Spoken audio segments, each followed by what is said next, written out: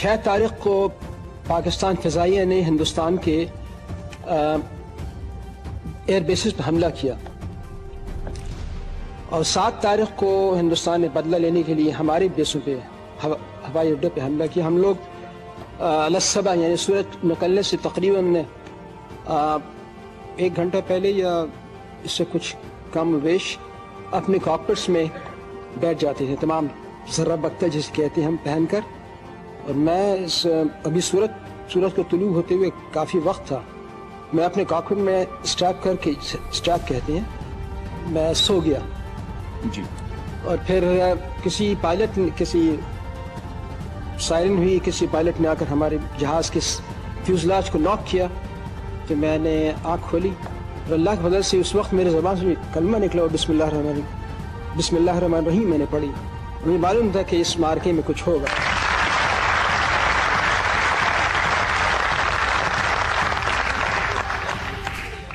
ہم ٹیک آف کر گئے اور اپنے اڈے پہ چکر لگانے لگے, اور اسی دوران میرے خیال دشمن کے جہاز اوپر نیچے سے پرواز سے اپنے آپ کو اوپر کھینچا اور تمام اینٹی ایئرکرافٹ گنز, یعنی ایک عجیب منظر ہے وہ, دیکھنے کے قابل ہے. کوئی 100 گنز ہوتے ہیں, ان کے فائر ٹیکنیکس ڈفرینٹ کلرڈ منیشنز ہوتے ہیں, وہ فائر کرنے لگے. تو مجھے وہ 4 جہاز نظر آئے جی, 2 جہاز نظر آئے. اچھا. راکٹس مارا اور پھر اپنے سرحد کی طرف دوڑنے لگے. تو کچھ عرصے کے لیے روشنی بہت کم تھی, یعنی سورج تو طلوع وقت جیسے کہتے ہیں یہ وقت اذان ہوتی ہے, بس ہمارے لیے وہی وقت تھا. اچھا. تو ہم نے معلوم تھا کہ وہ مشرق کی طرف جائیں گے, تو مشرق کی طرف میں اور ہمارے ایک ساتھ جو ہمارے ونگ مین تھے وہ دونوں نے اس تعاقب کی, اور ایک بارگی ہمیں 2 جہاز نظر آئے. تو بہت نیچے پرواز کر رہے تھے, یعنی کوئی 50 فیٹ یا 100 فیٹ زمین سے اوپر. اچھا. تو میں نے ایک میسائل مارا تو وہ میسائل زمین پہ گرا, زمین پہ لگ گیا. جو وہ میسائل لانچ ہونے کے بعد ڈراپ کرتا ہے اور پھر وہ اسپیڈ ٹیک کرتا ہے. بہرحال دوسرے یہ سرگودا کے ہوائی اڈے کے ارد گرد ہائی ٹینشن وائرز ہیں, ان کی یہ تقریباً 100-150 فیٹ ہوتے ہیں. تو ایک ان میں سے جہاز کلائم کیا, اس کو میں نے میزائل مارا اور مجھے پتہ بھی نہیں لگا کہ وہ کب پائلٹ کاکپٹ سے نکلا. جب اس کے قریب سے میں گزرا دیکھا کہ وہ پائلٹ کاکپٹ میں نہیں ہے اور اس کے جہاز کے ارد گرد آگ لگی ہوئی ہے, اور دوسرے بقیہ جو 4 جہاز تھے وہ نظر نہیں آئے. پھر بھی میں نے تعاقب کیا, میرے خیال میں دریا یہ چناب کو عبور کر کے دیکھا وہ 4 جہاز بہت نیچے پرواز کر رہے تھے, ایک ہی رخ میں مڑے. عموماً اگر پیچھے سے کوئی حملہ کر رہا ہو تو جہاز سپلٹ کرتے ہیں, 2 جہاز کسی اور طرف, ایک جہاز ایک طرف, تاکہ دشمن کو سینڈوچ کر سکتے ہیں, یعنی ایک جہاز پیچھے لا سکیں.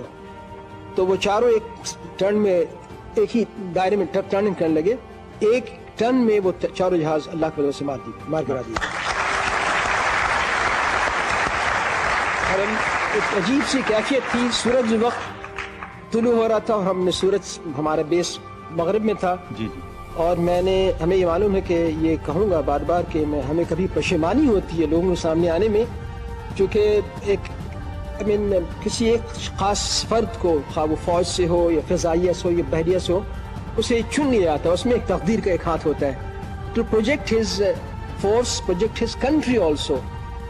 یعنی ہمارے تمام پائلٹس نے یعنی نسبتاً ہمارے جہازوں کی تعداد تقریباً اس جنگ میں 150 کے قریب تھی, اور دشمن کے پاس 450 جہاز تھے. کبھی جنگ سے پہلے ہم سوچتے تھے کہ ہمارے ہر جہاز کے مقابلے میں 3 جہازوں ہم کیسے لڑیں گے, مگر وہ ایک جوش ہوتا ہے, بلبلہ ہوتا ہے, اور اپنے قابلیت پہ انحصار ہوتا ہے, بھروسہ ہوتا ہے. اور ہم واپس آنے لگے تو ہم نے شکریہ ادا کیا, اللہ کا شکر ادا کیا کاکپٹ میں کہ یہ اللہ نے ہمیں عزت بخشی, ہم زمین پہ آئے. تو ہمیں ہمارے تمام ہوا بازوں نے اور ایئر مینز جو ہمارے ٹیکنیشینز ہوتے ہیں ہمیں کانوے میں بٹھا لیا. And that was you can say a new day for Pakistan Air Force, because تمام ایئر فورس میں یہ تشویش تھی. میں بتا رہا ہوں کہ کیسے ہم لڑیں گے, مگر اللہ کے فضل سے اس مارکے کے بعد جنگ کی کیفیت بدل گئی, یعنی ہمارا ہر ہوا باز ایک شیر بن گیا.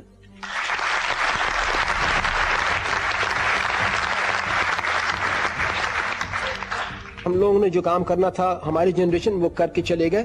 اب ایک نئی جنریشن میں جوش و ولولہ ہو کہ آزادی کے لیے, ملک کے عزت و ناموس کے لیے انہی پرانی روایتوں کو پھر دہرائیں.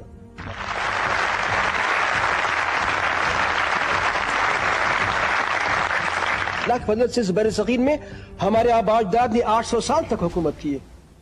اور ہم یعنی اکثر شاید ہم میں اخباروں میں دیکھتا ہوں, انٹلیکچوئل سرکلز میں دیکھتا ہوں کہ ایک پیسمزم ہے کہ under the present circumstances, I mean, I would say this, کہ one of the leading editors of a journal on 14th August wrote an article, you see, and it was so pessimistic. I wanted to really meet her and say, I have no doubt in my mind that Pakistan's integrity is absolutely beyond doubt. Every nation in the third world faces similar problems. Which nation in the world doesn't face similar problems? Does India face similar problems? کیا Egypt مصر کے ساتھ وہی problem نہیں ہے؟ ترکی کے ساتھ economic problems, structural problems, ایک روایتی سوسائٹی تہذیب میں بنیادی تبدیلیاں آ رہی ہیں. اور قیادت یعنی عظیم قیادت تو ہر روز پیدا نہیں ہوتی. عظیم قیادت, قائد اعظم جیسی قیادت تو صدیوں کے بعد پیدا ہوتی.